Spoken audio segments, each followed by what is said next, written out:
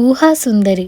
పట్టువదలని విక్రమార్కుడు చెట్టు వద్దకు తిరిగి వెళ్ళి చెట్టుపై నుంచి శవాన్ని దించి భుజాన వేసుకుని ఎప్పటిలాగే మౌనంగా శ్మశానం కేసి నడవసాగాడు. అప్పుడు శవంలోని బేతాళుడు, రాజా, కన్ను పొడుచుకున్న కానరాని ఈ అర్ధరాత్రి వేళ నక్కలు, గుడ్లగూబలు, విషసర్పాలు, భూత ప్రేతాల్లాంటి క్షుద్రజీవులు తిరుగాడే ఈ శ్మశానంలో నువ్వు పడుతున్న పాట్లు చూస్తుంటే నాకు జాలితో పాటు ఒక అనుమానం కూడా కలుగుతుంది. అదేంటంటే, నువ్వు లోకల్లో ఉండే అత్యధిక సంఖ్యాకులైన మానవుల్లో ఒకడివా, లేక మానసికంగానూ శారీరకంగానూ అత్యున్నత స్థాయికి చేరిన స్థితప్రజ్ఞుడివా అన్నది. ఏది ఏమైనా అపూర్వము అలౌకికము అయిన అనుభవం స్థాయి భేదం లేకుండా అందరి మానవులకి తప్పక దుఃఖ కారణం అవుతుంది. ఇందుకు ఉదాహరణగా యువకుడి కథ చెబుతాను, శ్రమ తెలియకుండా విను అంటూ ఇలా చెప్పసాగాడు. చాలా కాలం క్రితం వంగదేశంలో పుష్పసేనుడనే యువకుడుండేవాడు. అతడు రాజవంశానికి చెందినవాడు. గొప్ప ఐశ్వర్యవంతుడు. అంతకు మించి ఎంతో అందగాడు. అతడికి ఎక్కడెక్కడి నుంచో పెళ్లి సంబంధాలు వస్తూ ఉండేవి. అయితే అతడికి ఏ కన్య నచ్చేది కాదు. కారణం ఏమంటే, అతడి మనసులో ఒక ఊహాసుందరి చోటు చేసుకున్నది. అతడు ఎప్పుడూ ఒక అసాధారణమైన సౌందర్యవతి కోసం వెతుకుతూ ఉండేవాడు. గంధమాదన పర్వతాల ప్రాంతంలో ఒక కొలనులో ప్రతి పున్నమి నాడు గంధర్వ కన్యలు వస్తూ ఉంటారని పుష్పసరుడు లోగడ విని ఉన్నాడు. మార్గ మధ్యంలో అరణ్యాల్లో క్రూర మృగాలుండటం వల్ల ఎవరూ సాహసించి అటుకేసి వెళ్ళేవారు కాదు.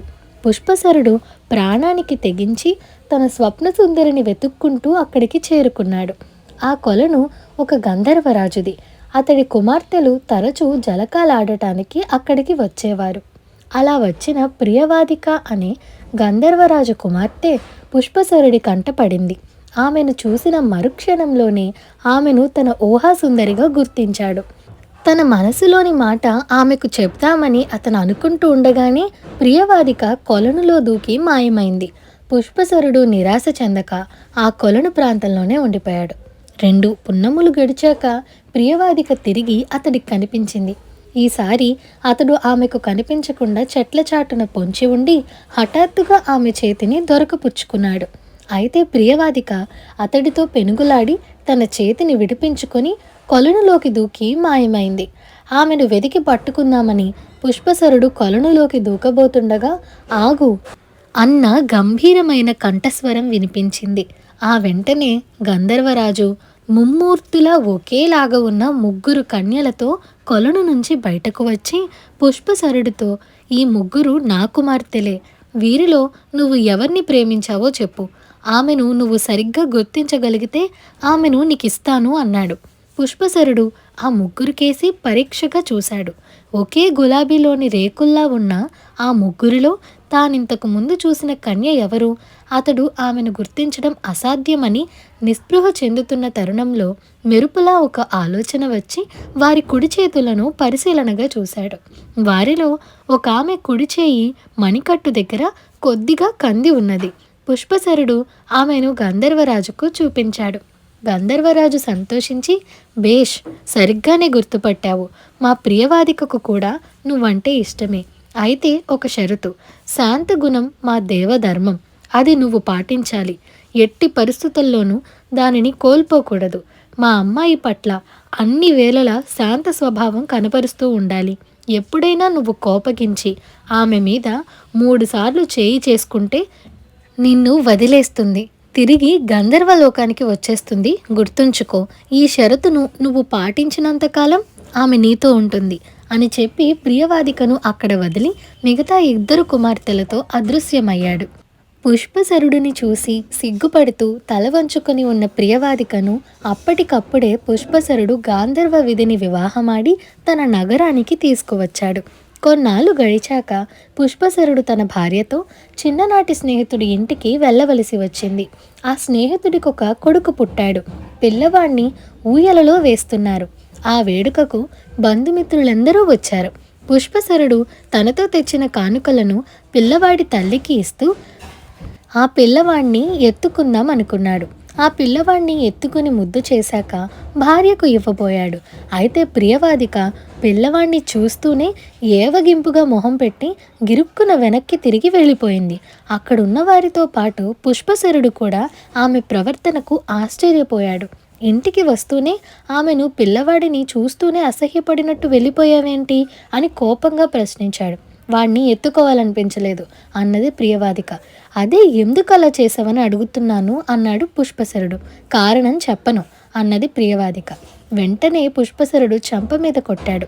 ప్రియవాదిక కళ్ళనీళ్ళ పర్యంతమైపోతూ వాణ్ణి చూడగానే వాణ్ణి గురించి మీకు తెలియంది నాకు తెలిసింది.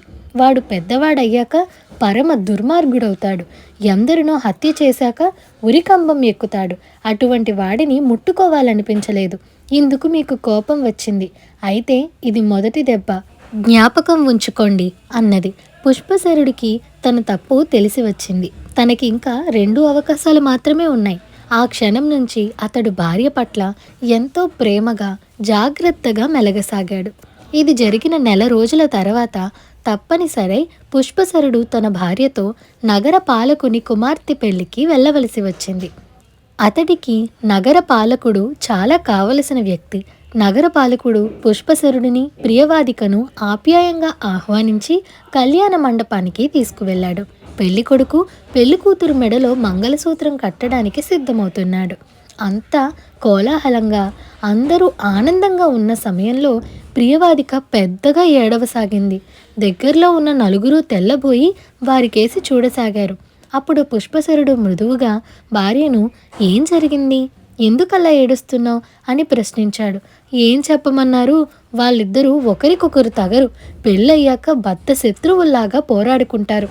వాళ్ళు చేయబోయేది కాపురం కాదు, యుద్ధం అని ప్రియవాదిక ఏడుపు ఆపుకోవడానికి వ్యర్థ ప్రయత్నం చేయసాగింది. ఆమె మాటలు విన్న అతిథుల్లో ఒకడు పక్కవాడితో పాపం భార్యను అదుపులో పెట్టలేని అసమర్థుడిలా ఉన్నాడు అన్నాడు. అది విన్న పుష్పశరుడు కోపంగా ప్రియవాదిక భుజం పట్టుకుని గట్టిగా కుదుపుతూ ఇక చాలు ఏడు పాపు అన్నాడు. నా మీద ఇలా చెయ్యి చేసుకోవడం ఇది 2వసారి అంటూ ప్రియవాదిక విసురుగా అక్కడి నుంచి కదిలింది. ఇది జరిగిన తర్వాత పుష్పశరుడు భార్య పట్ల మరింత జాగ్రత్తగా మసులుకోసాగాడు. అతడామెను ఎట్టి పరిస్థితుల్లోనూ వదులుకోలేడు. ఇంకా ఉన్నది ఒకే ఒక అవకాశం. కొద్ది రోజుల తర్వాత పుష్పశరుడు తన పినతండ్రి కొడుకు హఠాత్తుగా చనిపోవడంతో భార్యను వెంట పెట్టుకుని తన పినతండ్రి ఇంటికి వెళ్ళవలసి వచ్చింది. పోయినవాడిది పుష్పశరుడి ఈడే. వాడి భార్య శవం మీద పడి ఏడుస్తున్నది.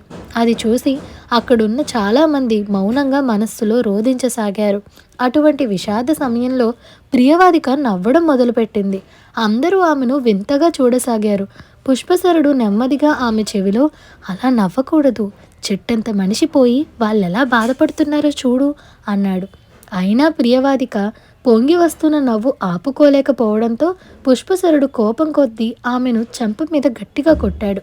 ప్రియవాదిక వెంటనే నవ్వడం మాని పుష్పశరుడితో చనిపోయిన వాడెంతో అదృష్టవంతుడు. అతడు అప్పుడే ఒక చక్రవర్తి కొడుకుగా పునర్జన్మనిస్తాడు. అంత మహాయోగం పట్టిన వాడి కోసం వీరందరూ ఏడవడం చూసి నాకు నవ్వొచ్చింది. సరే, నువ్వు మా తండ్రికి ఇచ్చిన వాగ్దానాన్ని భంగపరిచావు. ఇక నేను నీతో ఉండలేను అని గంధమాదన పర్వతం కేసి బయలుదేరింది. ఆమెను ఆపడానికి కూడా పుష్పశరుడు ఎలాంటి ప్రయత్నమూ చేయలేదు. అలా నిర్లిప్తంగా చూస్తూ ఉండిపోయాడు. బేతాళుడు ఈ కథ చెప్పి, రాజా, ఈ జరిగిన దాన్ని గురించి నాకు చాలా అనుమానాలున్నాయి. పుష్పశరుడు గంధర్వరాజు పెట్టిన షరతును ఎందుకు అతిక్రమించాడు? తనను విడిచి వెళుతున్న ప్రియవాదికను ఆపడానికి కూడా ఎందుకు ప్రయత్నించలేదు? ఆమె పట్ల తనకున్న ప్రేమ ఆధారాభిమానాలు క్షీణించడం చేతనా? ఈ సందేహాలకు తెలిసి సమాధానం చెప్పకపోయావో నీ తల పగిలిపోతుంది అన్నాడు. దానికి విక్రమార్కుడు, మానవులకు గంధర్వ కన్యలకు మధ్య వివాహం అనేది పూర్తిగా ధర్మ విరుద్ధం. అది వివాహమే కాదు. పుష్పశరుడికి ప్రియవాదికకై గల ప్రేమలో లోపమేం లేదు. అయితే అతడి మానవ స్వభావాన్ని ఆ ప్రేమ మార్చలేకపోయింది. అలాగే ప్రియవాదిక గంధర్వ మనస్తత్వము మారలేదు. వారి వారి ధర్మాలలో గల వైరుధ్యం వారి ప్రవర్తనలో బయటపడింది. దేవధర్మాన్ని మానవుడు పాటించలేడు.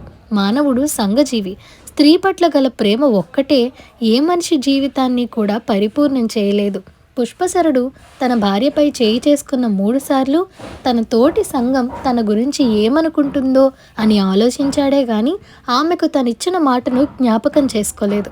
అలాగే ప్రియవాదిక గంధర్వ కన్యగా తనకున్న అసాధారణ శక్తితో ఇతరుల భవిష్యత్తు తెలుసుకొని తన ఇష్టానుసారంగా ప్రవర్తించిందే గాని మానవ సంఘరీతులకు మర్యాదలకు అనుగుణంగా నడుచుకోలేకపోయింది.